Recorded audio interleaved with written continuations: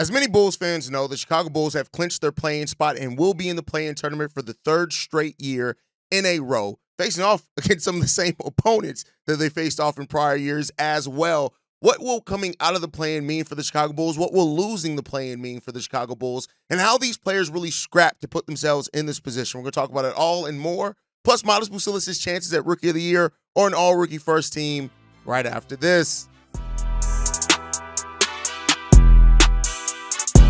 You are now tuned in to Chicago Bulls Central, your number one place for all Chicago Bulls news and content.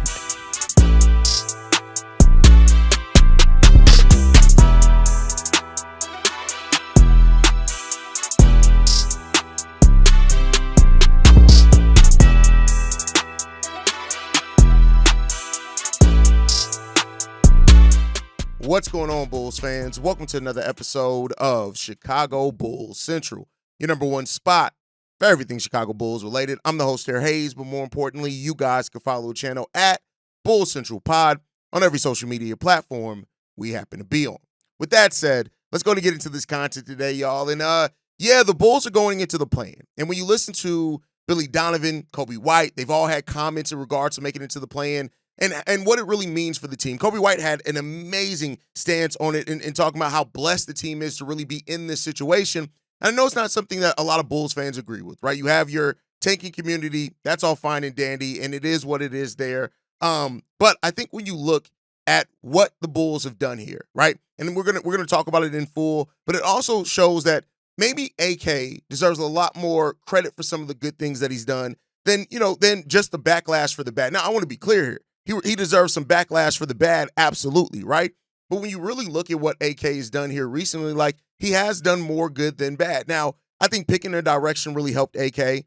And we're going to talk about how what the Bulls can't do, right? No matter what the result of the play-in is allow the play-in to make them think that they're closer than what they are. And that's where I think the failure of AK has been in prior years that the Bulls have been in the play-in. He's made it think that, hey, we're right there, right? We're right there. We're competitive. We just need a little something to get us over the top, when in reality, they're probably pretty far off, right?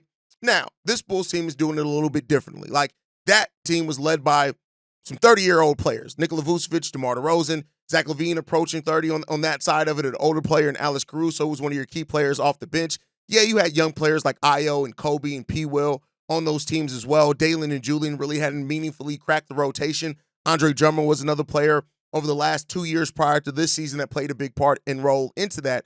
But this year, you're getting into it with your engine being a 22-year-old point guard and a 25-year-old guard in Coby White who can play the one or the two, right? That's been your main driving force. We talked about it. Coby and Josh Giddey, with points created off assists plus points scored, they were contributing to 60% of the Chicago Bulls offense, right? So you're doing it through a little bit of a different engine, right?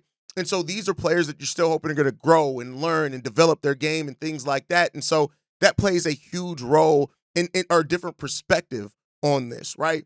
And, Coby White, who's been in the play-in before, who's had a big game in the play-in, he said this is the path we're given. This is the journey of our team. So we have to make the most of it and continue to fight and stay together.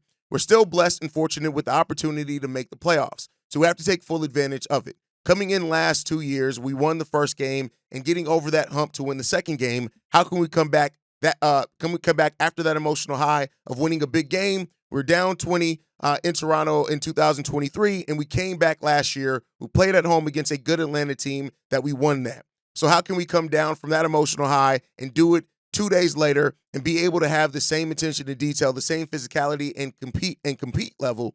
Quite honestly, I feel Miami, when we played them the last 2 years, they physically dominated us. So how can we match that both games? Coby has the right mindset, right? Like, with it being a more March Madness style, when it's single elimination, it brings that much more to the seriousness to the play-in. You don't have the luxury, like in a playoff series, of having a down game and being able to get back against the team and be better the next game, right?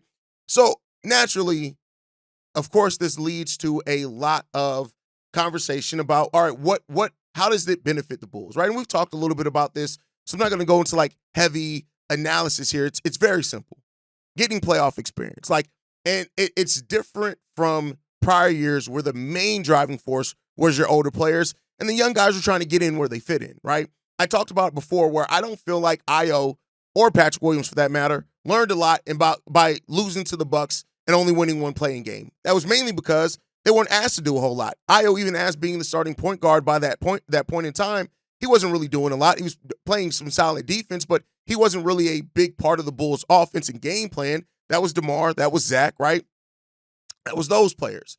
And now looking at flipping that and looking at, even last season where, Coby was a bigger part. He didn't have necessarily the best second playing game, but still a lot was on DeMar. This year, Coby,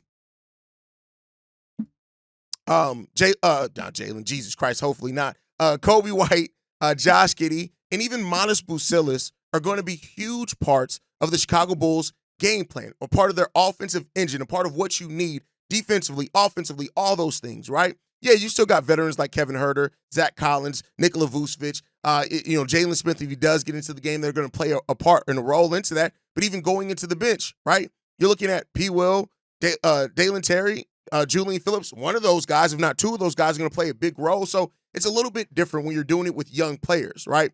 And so you got to hope that whatever happens and the outcome comes of it, the experience that they're gaining in that case really leads them to being in a very special place, right? So, and helping them jumpstart their development and learn what they need to work from, win, lose, or draw, right? Of course, if we win the play-in tournament, we get to go into the playoffs as the 8th seed. We're probably going to face off against the Cleveland Cavaliers. If we don't come out the play-in tournament, we get to keep our pick, which is going to be a lottery pick in an extremely deep draft. Great, right? Either way, the Bulls still have a first-round pick. And I think that's also a different aspect of this. If the Bulls didn't make that Zach LaVine trade and we didn't have our pick outright, like we would lose our pick and not have a first-round pick at all, the Bulls still not get to keep a first-round pick. So I think that's a part that plays into this as well. And it really does highlight, at least to me, something that we need to talk about is that, listen, the freedom that it gives, regardless of how you view what their focus should have been with the pick, the freedom that they got with the pick is something that you cannot deny, right? And when you look at like Zach LaVine and even what they're doing over in Sacramento and things like that, like this Bulls team could have been scrapping and fighting hard again, but not really doing a lot, right? So again, the fact that you've given yourself the flexibility to have your own first round pick back, to own that outright in this season and in future seasons, that's an important thing about it, right? That's a very important thing that happens here overall. And while the Bulls got what on paper was initially looked at as a mediocre return, what they've been able to do in the flexibility that's given them to, hey, no, go out there and play. We'll deal with what we deal with. We'll deal with that. Like Trey Jones, Zach Collins, Kevin Huerter, these guys all within their own right have had big impacts for the Chicago Bulls. On top of that, right, and I'd say this, again, no knock on Zach LaVine, but the what those three players have contributed collectively, especially when they're all healthy, has been greater than just what Zach LaVine contributes singularly, and it's actually contributed as well to the team playing a more open style of basketball where everybody's involved, everybody's getting to touch the ball, everybody's really, having their place and buying in, and it opens up more shots for everybody else, right? So I think that's something that's really put this team in a better position, and you can't deny that. I think it's really good, right? And Coby's benefited from it. Giddey's benefited from it. All these guys have really benefited from this overall and in the roles and the clarity that they get. And it also has helped like jumpstart where they're going to start off next season. Coby's going to come into next season as the number one scoring option, unless something crazy happens, right? And now knowing that, him going into that, it's going to be great. Like Coby White is the 5th leading scorer in the entire NBA in the month of March. Just is. And he has one of the highest true shooting percentages, even with having a couple of bad games in there, right? Like, so that's a major thing that Coby White, he wouldn't have had that opportunity playing with Zach LaVine, mainly because of the gravity and the number of shots that Zach's going to have as well. So I like I said, I always say, I try to look at all sides of a conversation, right? I understand, where the trepidation comes in at with Bulls fans that are asking themselves, is the playing thing really the best for the Bulls right now? But here's the thing. This is the path that they chose. And now we got to see what's going to come out of it. And as I alluded to earlier, like I think AK deserves some latitude. And what I'll say in this is that when you look at what AK's done recently, right?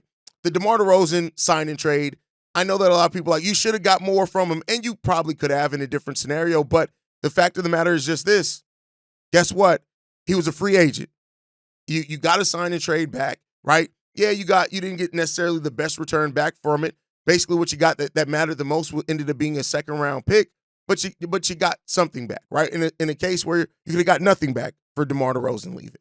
The Alex Caruso trade, you got Josh Giddey. You guys already know my stance on the Josh Giddey thing. The Bulls got what they wanted, what they needed, and I don't think with a first-round pick you would have gotten something better. Should the Bulls have tried to get at least a second-round pick or something back in that trade also? Yeah, right? But I don't think that you can hold that against what they actually got back, and they actually got back a pretty damn good player with tremendous upside that we're going to get to see how they're going to continue to get to develop, right? And so you look at that, right? And I think that AK did a solid job with that. Now you look at the Zach LaVine trade. Hell, we got now a trade for Zach LaVine where most people are saying, can we keep Trey Jones? Zach Collins should be starting. I don't want to let go of Kevin Huerter, right? So all those things are there. So it just comes down once again to how this Bulls team, AK has done better than what some people are giving him credit for.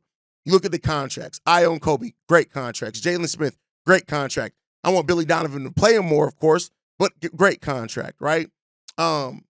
He's done those things. The DeMar contract was good. Alex Caruso's contract was good. So I think now what we need to see from AK is shifted, right? We still need to see productive, forward thinking, but now he's put himself in the team in a place where it's like, all right, we're not at the place. And this is why I said yesterday, as far as the Bulls trading for some star player, chill on that. That's not going to happen. That's not the place that the team is in. Why jumpstart the process?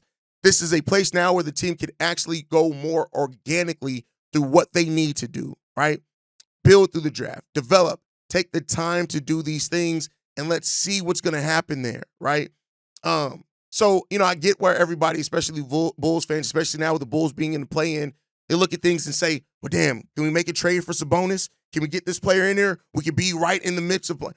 Just calm down. Take your time. Let's develop. I know that the longer-term implications of it, I've always said with AK, the thing that I hated about what AK was doing, it just seemed like he was terrified to take a step back, a momentary step back, for that you could take a larger step forward over time, right? With assets, things like that.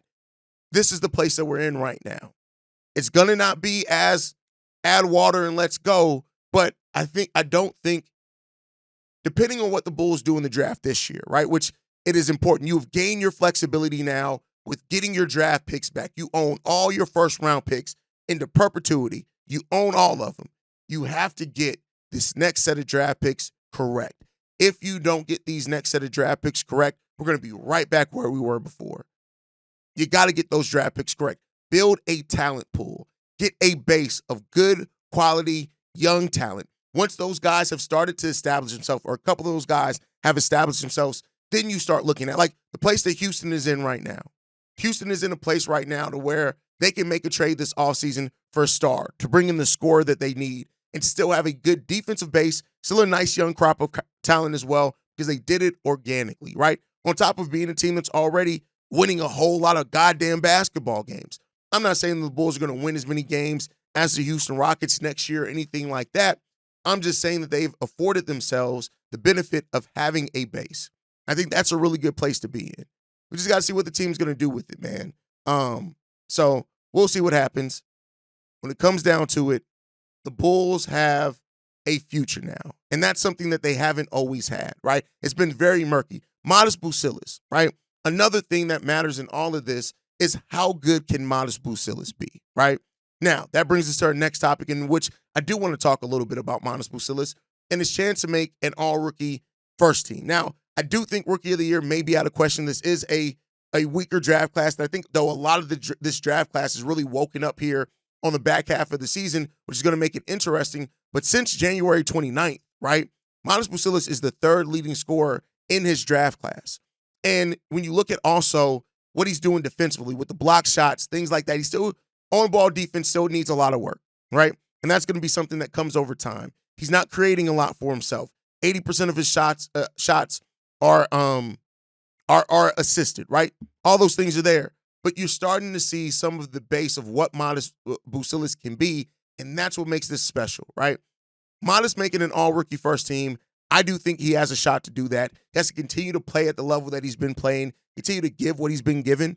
But I do think he has a shot at that, even despite him not starting off the season, getting a lot of minutes again, because it is what it is when it comes down to it, right? But Matas he offers a glimmer of light. And, while, I know Winton is the most pessimistic Bulls fan, when I say things like Matas is, I don't know, we could say for sure Matas is going to start. Matas Buzelis will be a starter next year. When you look at this, since January 29th, he's averaging 14.1 points per game on 59% shooting from the field, 42% shooting from three-point range, right? That was up until about middle of February, right? Now that's fallen off some here over the last couple of weeks, which is good. It's okay there. But I do think that Matas, there's two all-rookie teams. He's at bare minimum going to be all-rookie second team, but I do think he has a chance to make all-rookie first team. We'll see what happens there. But here's what I want to say when it comes to Matas. The thing about Matas Buzelis is this, right? Matas is so key as of right now to how much the Chicago Bulls, how much did AK actually get right? Shout out to C-Dub. He has a video over on the Shy Bulls podcast with the Cognac Boys in which he says that Matas Buzelis is better than Cooper Flagg. I don't agree with that. I don't think that that's true. I think Cooper's well advanced of Matas defensively than what Matas was. I think with Cooper Flagg, he's not as athletic at all. I want to be clear there. Matas Buzelis' dribble is probably tighter, even though Matas doesn't use it as much. But I think that, when you look at Cooper Flagg, for example, not nearly as much of his shots are created off assists. He creates for himself way more than what Matas Buzelis does. Not as much as he's going to need to at the NBA level, but it is what it is there. But that's not what the topic of this is, right? When you look at Matas, how much he excels over the next couple of years, I'm not putting it on him to all of a sudden become a number one or anything in year two. We'll see. Let's just get him to a place where he's starting to create his own shot, where he's taking more players off the dribble. But if Matas ends up being the best player from that draft class, and even forget all of that, if he ends up being a player that you're looking at as he is a part of what you're building this team around, hell, maybe even by then he is what you're building the team around, his skill set, what he does well, the killer instinct that he has, all those type of things. If Matas really develops into that here in Chicago, that jumpstarts so much. Now, we've got another draft pick coming in this year. We want that player to excel. We want that player to develop as well. But Matas is the modern day. He's the face of the Bulls rebuild, so to say. And by face, I don't mean that right now he's the face of the team. I mean that if by going younger, right, and if Matas develops into this Franz Wagner, AK-47 layer player, however you it adds a new level of what the front office can do, right? The development of Peter Patton and that development team, right? It adds a new light to that. The Bulls need Matas Buzelis to be a success. What level of success that is, that's up to what player that Matas can turn into. But this is the place that we're in. If Matas develops in the way that in the flashes that he's shown, that is going to be the shot in the arm that the Bulls truly need to be this team that is going from a young, scrappy team to having a young core that can actually do some shit, right? And that's not to knock Josh Giddey. Josh Giddey is well with that. I'm just saying that Josh Giddey wasn't drafted by the Bulls, right? And Josh Giddey was already on a team that was going to the playoffs every single year. So that's the difference there. Don't want to trigger my Josh Giddey stans. I know they be waiting to be triggered by stuff. Again, stans, not fans, very different things. But I think, and growing together, right? A 20-year-old Matas Buzelis, a 22-year-old Josh Giddey, a 21-year-old rookie, whoever we bring in here, a 25-year-old Coby White. If you do that, right, and you start having a core, that's where you can start to do some things. That's when the direction of your team starts taking a different outlook and a different place and a different level. That's what the Bulls need to be trying to have, right? That's what teams around the league have. And again, I know that's where the tanking for some people come in at, but it comes down to scouting, getting the right guys, making the right decisions. That's what I want to see this team do. If they do move on from somebody that's unexpected, cool, great. What's the return that you're getting back, right? Did you make the right move or did you just make a move? I think that's the difference with how this front office needs to operate. Focus on making really good moves. Don't focus on just making a move, right? And we'll see what the offseason brings for the Bulls. But Matas Buzelis is offering a lot of what the future, and I do think he's going to be able to get into that all-rookie first-team conversation. I think that already how he's grown this season has added so much, just outlook, right, and clarity for the Chicago Bulls. Matas Buzelis, when you look at how he started the season, barely getting minutes, we were all talking about play Matas more, to where he is now starting. And I hate to tell y'all this, Matas Buzelis was never in a place to lose his starting position after he got it. Like, he's had some bad games. He's had some games where he did have to sit in some fourth quarters, but he was never at risk of losing that starting position. And I think that that's something that we need to look at for as well. As much as we criticize Billy Donovan for not playing rookies, he played him. And it did take a little bit. He was a little bit slower to the curve than what we would have liked him to be, but he got there. And in getting there, he's been playing pretty damn good, right? Now, I do want to see Billy Donovan draw up more for Matas Buzelis, but I think overall, and we'll do this in the summer, the growth that Billy Donovan and AK have shown in their awareness this season, that what gives the Bulls a little bit more glimmer of hope as well. And we'll see where that goes for this team. But guys, thank you so much for tuning in. Make sure you guys are following us at Bulls Central Pod. You can send us any feedback, questions, comments, concerns, bullscentralpod@gmail.com. Lastly, if you want to leave a text message and our voicemail for the mailbag, the number to do so, 773-270-2799. We are the number one spot for everything Chicago Bulls related, but that's thanks to you lovely and beautiful people. And like I like to end every episode on, go Bulls. Love you guys. See red if you can, y'all. Peace. This has been a presentation of the Break Media.